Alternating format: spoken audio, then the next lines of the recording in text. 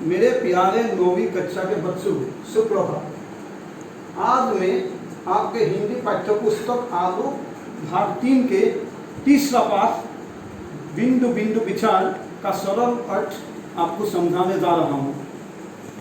बिंदु बिंदु विचार इसके दो भाग हैं। पहला भाग वाणी और व्यवहार और दूसरा पारस्मनी। आज मैं वाणी और व्यवहार का सरल व्याख्या करने जा रहा हूँ।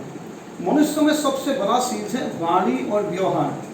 जिस मनुष्य का वाणी और व्यवहार दोनों सुधरा हुआ है और वो हमेशा इस पर ध्यान देते हैं, वो जीवन में सभी प्रकार के उन्नतियों के शिखर तक पहुँचते हैं। वाणी और व्यवहार में उस पाठ में मुन्ना जोर जोर से एक शब्द याद कर रहे हैं, cleanliness is next to godliness.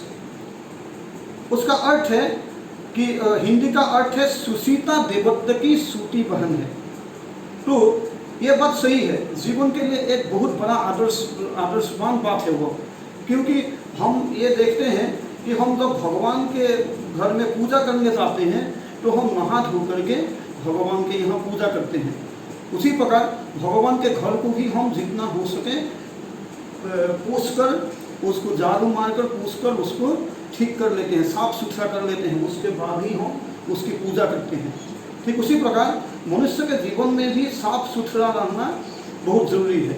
जो मनुष्य जीवन में साफ सुथरा रहता है उसको कभी किसी बात में दिक्कत नहीं आती।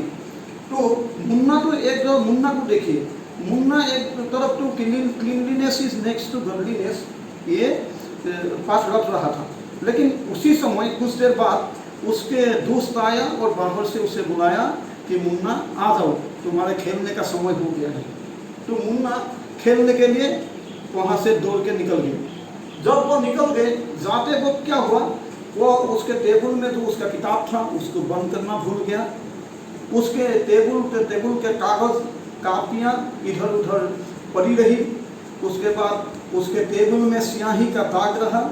उसके बाद वो कलम की टोपियाँ लगाना भूल गया। लेकिन उन सब के बाद वो निकल गया।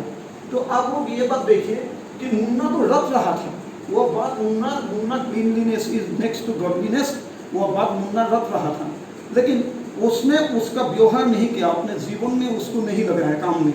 वो सीधा सब लटला करके वहाँ से चला गया।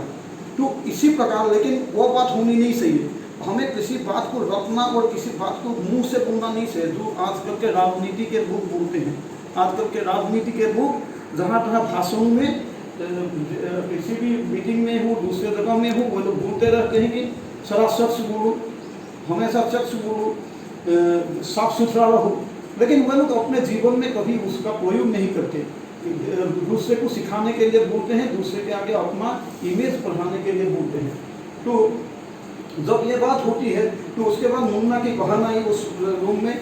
मुन्ना की बहन को अपने भाई पर बहुत प्यार था, क्योंकि वो अंग्रेजी नहीं जानती थी, लेकिन मुन्ना की बहन देख रही थी कि उसका भाई सात समुंदर की भाषा अंग्रेजी पढ़ रहा है।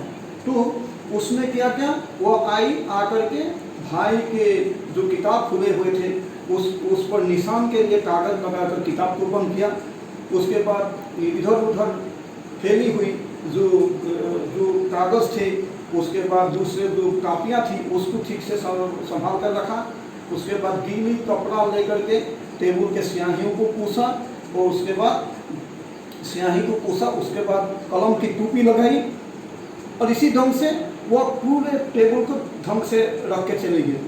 तो इससे हमें क्या शिक्षा मिली कि मुन्ना तो रट रहा था, मुन्ना केवल रट करके उसको मुंह से बोल करके चला गया, लेकिन प्रकृत अर्थ में उसकी बहन को ही ये पता था कि कैसे उस अर्थ को अपने जीवन में लगाया जाए।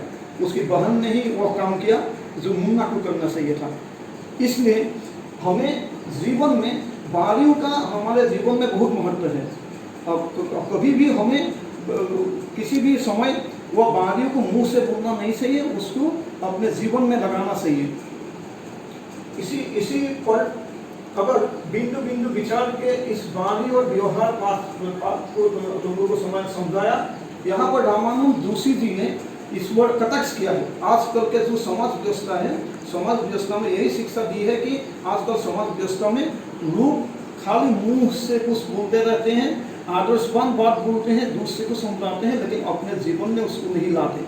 और इसी कारण मनुष्य की आज जो परिणति हो रही है, मनुष्य के जीवन में जो आज चारों तरफ असंबंधित काम चल रहा है, उसका फल वही है। तो अब बच्चों, मैं तुमको उस पाठ के कुछ प्रश्नों के उत्तर देने जा रहा हूँ। मुन्ना कौन सा पाठ याद कर रहा था? Munna cleanliness is next to godliness नाम के पाठ याद कर रहे थे। मुन्ना को बाहर कौन बुला रहा था? मुन्ना को बाहर उसके दोस्त बुला रहा था। मुन्ना की बहन उसके लिए क्या क्या कार्य किया करती थी? मुन्ना की बहन उसके लिए उसके खुले हुए किताब को निशान लगाकर बंद करती थी, उसके पेन की टोपी लगाती थी, चारों तरफ फैले हुए थे मेज पर फैले हुए कापियाँ, कागजों को टिकल बिटल पड़ी हुई कागजों को संभाल के रखती थी।